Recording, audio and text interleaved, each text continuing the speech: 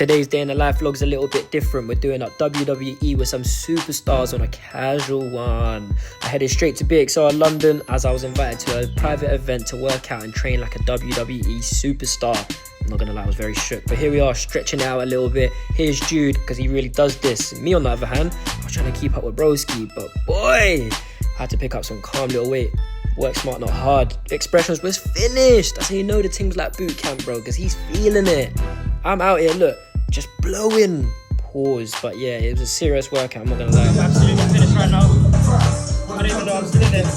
I'm ready to go yawn. Drew McIntyre and Che Gargano pulled up on us in the gym as we were doing our workouts. I couldn't act like I was tired. Are you dumb? I had to start pulling up more. Then I got my quick little flicks with these guys. And then we had a little lunch, courtesy with Joe and the Juice, little shake and that. And then it was interview time.